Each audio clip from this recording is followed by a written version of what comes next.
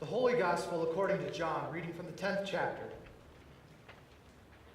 Jesus said, "Very truly I tell you, anyone who does not enter the sheepfold by the gate, but climbs in by another way, is a thief and a bandit. The one who enters by the gate is the shepherd of the sheep. The gatekeeper opens the gate for him, and the sheep hear his voice. He calls his own sheep by name and leads them out. When he has brought out all his own, he goes ahead of them, and the sheep follow him because they know his voice. They will not follow a stranger, but they will run from him because they do not know the voice of strangers." Jesus used this figure of speech with them, but they did not understand what he was saying to them. So again, Jesus said to them, "Very truly I tell you, I am the gate for the sheep. All who came before me are thieves and bandits, but the sheep did not listen to them. I am the gate. Whoever enters by me will be saved, and will come in and go out and find pasture. The thief comes only to steal and kill and destroy. I came that they may have life, and have it abundantly." The Gospel of our Lord. Thanks be to God. Please be seated. Here we are, this fourth Sunday of Easter, and every year, the fourth Sunday of Easter is the Good Shepherd Sunday. As you might have figured out through some of our visuals and our readings, Good Shepherd Sunday. And so every year, we cycle through the lectionary. We have 3 years of the lectionary, year A, year B, and year C. And the Gospel of John, chapter 10, is the gospel that the story of the Good Shepherd comes from. And so it's broken up into 3 parts. And so I figured, since we read this every year, in the cycle of 3 years, we read pieces of the stories. We've all heard this story dozens of times, hundreds of times probably. So I thought this year it would be good if we spiced it up a little bit. We do something a little different. And you heard me tell the kiddos that we were going to play a game. And so I welcome you to the game of Name That Voice. And so how this is going to work is I'm going to play a clip of audio, or our sound booth is going to play a clip of audio. And I want you to listen and see if you can identify, just through the audio, just through the voice, who the speaker is. And to help you out, I'm going to give you a few options up on the screens. So listen to the options and pay attention to the voice, and we'll see what we get. So let's try our first clip. Do you want a chocolate? I could eat about 1.5 million of these. My mom always said life was like a box of chocolates. You never know what you're going to get. So I heard some voices in the crowd guessing correctly that yes, it is the iconic role of Forrest Gump, played by Tom Hanks. Most people know that movie and they've heard that line before. Life is like a box of chocolates. So good try. That one was kind of easy because Forrest Gump is pretty well known. So we're going to step the bar up a little bit in the second round. And so we'll see if you can get round 2 here. Simba, let me tell you something that my father told me. Look at the stars. The great kings of the past look down on us from those stars. Really? Yes. So whenever you feel alone, just remember that those kings will always be there to guide you. And so will I.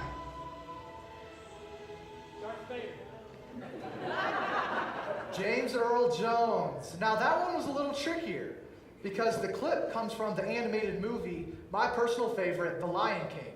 And so when you heard that clip, maybe some of you, the image of Mufasa, who James Earl Jones plays the voice of, maybe that came to your mind. But yes, you're correct. It's James Earl Jones. Now our last one, round 3, this is the stumper. And so we'll see if you guys can get this one. Welcome to Real Life Recharge. Well, we're finally into May, and the theme for May is Animate Generosity. As we talk about generosity, it's important for us to remember that being generous, doing generous things, is not about particular tasks. Generosity is to be a way of life. Any guesses? Pastor Doug. Now, while Pastor Doug may or may not have some similarities with Dwayne "The Rock" Johnson, It was indeed Pastor Doug, who unfortunately wasn't able to be with us this evening or this weekend as he's headed to Florida for the large church conference. And I know it's a rough job. Somebody's got to do it. And when I offered for the intern to go and represent Abiding Hope at the conference, they just weren't having it. So here I am. But the power of voice. Have you ever thought about the power that your voice holds? From the moment that we enter the world, voice has power to it. You know, they say that when babies are born, that they instantly know their mother's voice. And they can hear it and recognize it. This past week, my older brother and sister-in-law welcomed twin baby girls into the world. And while I wasn't able to be there to experience it, I can imagine these twin girls coming into the world, taking their first breath and letting it out into a cry, into a scream. But the second that they heard their mother's voice, the cry stops, and their heads turn, and they are drawn to the voice that they know, and that they can recognize. Now our voice, it maintains that power all throughout life, and all through life stages, our voice holds power. We use our voice in a multitude of different ways on a daily basis, and for all different sorts of things.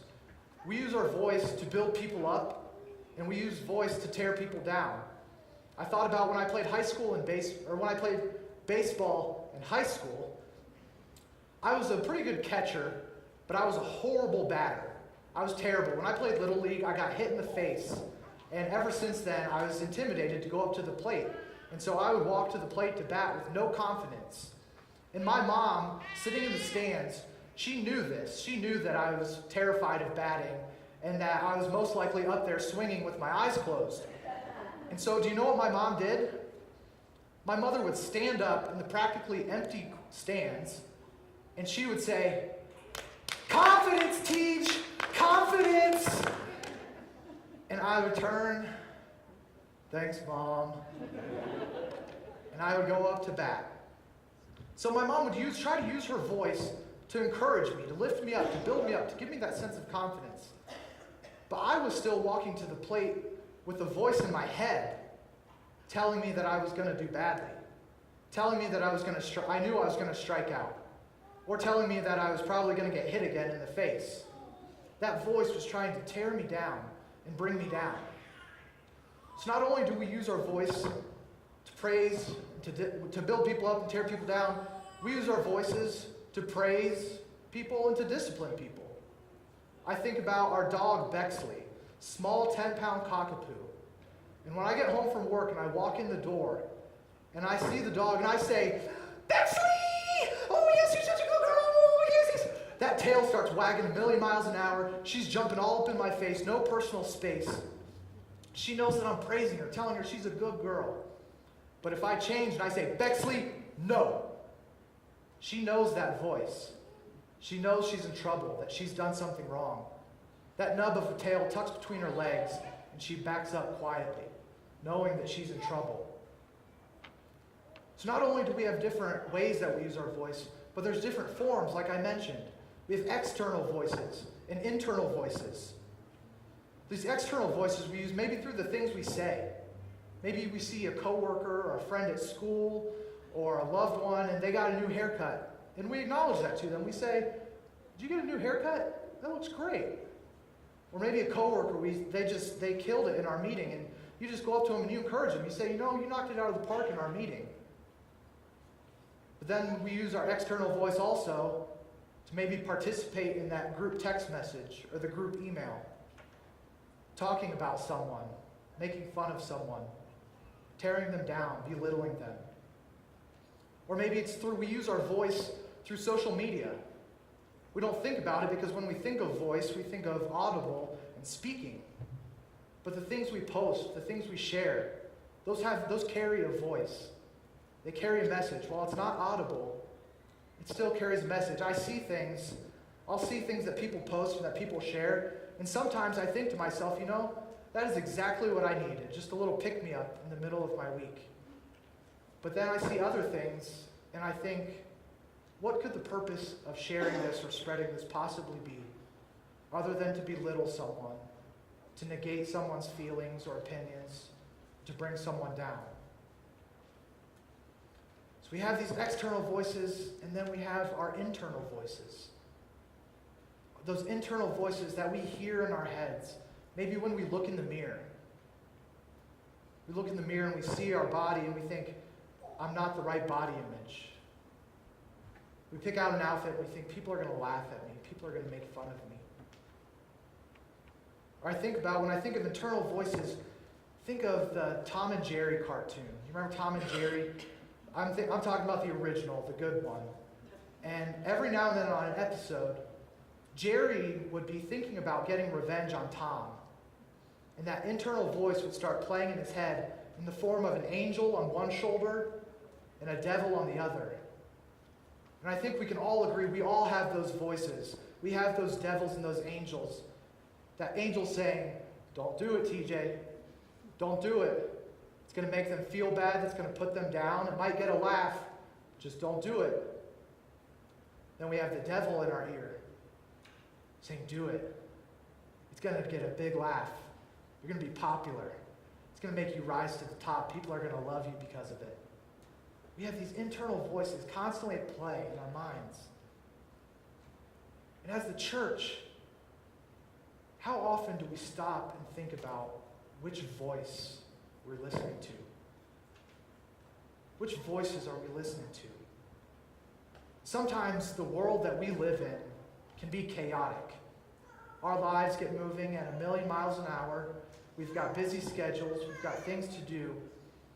And when we stop and try to listen to those voices, for the voice of the Good Shepherd, I think it can almost be like that time when you're talking to someone on the telephone, and yet there's loud music playing in the background. You've got two kids tugging on your shirt, trying to get your attention. You've got the dog barking at the door, needing to go out. And it makes it so difficult, almost impossible it seems, to decipher the voice that we need to be listening to. That voice of the Good Shepherd. Jesus said in the gospel today, the sheep follow the shepherd because they knew his voice. They knew it inside. They could recognize it through the crowd, through the chaos, the multitudes. The sheep knew his voice. What do you think about when you think of sheep and shepherds? And I invite you to shout stuff out. When you think about sheep and shepherds, what do you usually think about? What's that? A lonely life. I think of mangy animals with long coats. I think a lot of times people say that sheep are not the smartest animals, that they're pretty dumb. We picture a shepherd with his crook, with the arch cane that he carries, maybe a sheepdog in the back barking and herding the sheep. This is kind of the stereotypical image of sheep that we get. When I think about sheep, I think of my time. I studied for a few weeks in Ireland when I was in college. And one day we took a trip to the Aran Islands. And when we got off the ferry, there were sheep everywhere, just wandering around. And when you look at these sheep, they were mangy, they were long, and they seemed kind of dumb. But these sheep had a big blob of paint painted on their sides. Every sheep. These sheep over here, these were blue. Sheep over there was green. This sheep was red. They had these sheep, these blobs of paint on these sheep. And this was the property owner's way of marking their sheep.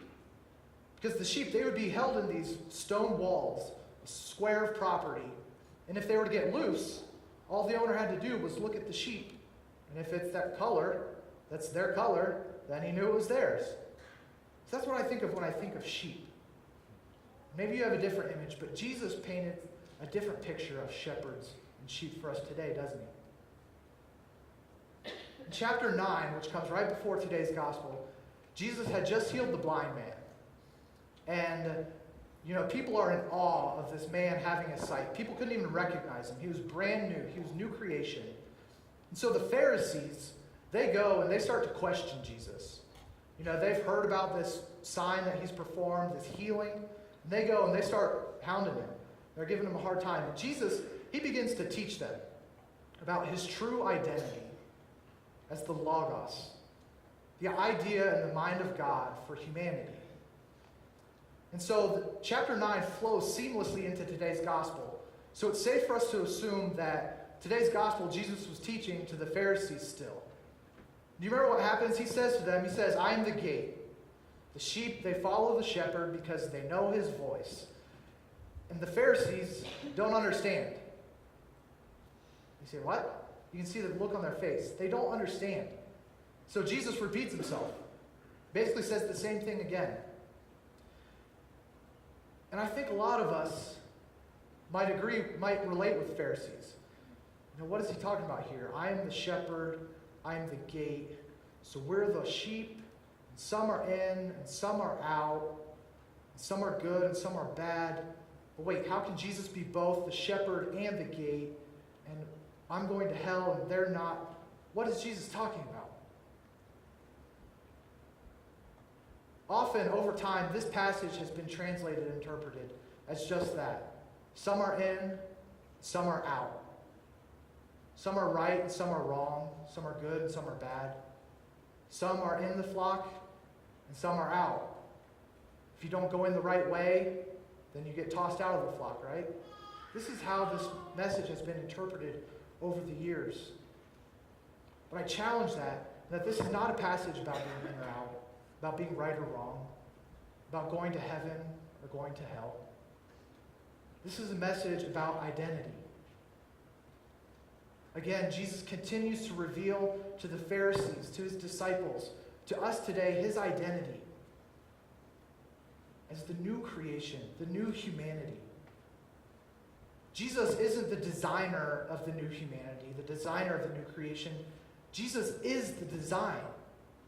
If we want to know what it looks like to be a part of this new creation, this new humanity, all we do is look to Jesus. Jesus' words, his action, how Jesus is using his voice. In John's gospel, we have repeated over and over Jesus revealing himself, revealing his identity. Think of all the I am statements we have in John's gospel. I am the bread of life. I am the light of the world. I am the death and resurrection. I am the way, the truth, and the life. And now in today's gospel, I am the gate. And then it goes on in verse 11 to say, I am the good shepherd. See, ancient shepherds in Jesus' times, they would have their flock, and they would have a kind of a boundary, but the sheep were able to wander out. And all the shepherd would do is call, like we heard in that video. I was going to try and impersonate that call, but I don't think I could. They would call, and the sheep knew their voice. They would come running back. But then the shepherds would lay down in the opening of the pen. The shepherds literally became the gate, protecting their flock, protecting their sheep from the thieves, from the bandits, from the wolves, who would try to break in and take these sheep from the flock. Jesus is the shepherd. Jesus uses his words, his actions, his way of life, his way of welcoming all people, to draw people, to call his sheep to him. And Jesus is the gate, laying down in that opening so that not one sheep can escape, laying down his life so that all may experience real life. This is a passage about identity, about Jesus' identity as the new humanity, the new creation, the new way of life, where all are welcome, where all experience real life. And ultimately, I believe this passage is about our identity. This is a passage about us. Remember, John's idea of Jesus as the Logos, the idea in the mind of God for how humanity should look and how humanity should be and act. If you think of it that way, then yes, we are the sheep in the flock, but we too are the shepherds who are called to use our voice to call and to draw in all of the sheep. We too are the gates. When we love like Jesus loved, when we welcome the other, when we eat with the sinful, with the tax collectors, we are the shepherds and we are the gates. When we help the helpless and we care for the hurting, we are the shepherds and we are the gates. when we use our voice to be life-giving rather than life-taking, we are shepherds and we are the gates.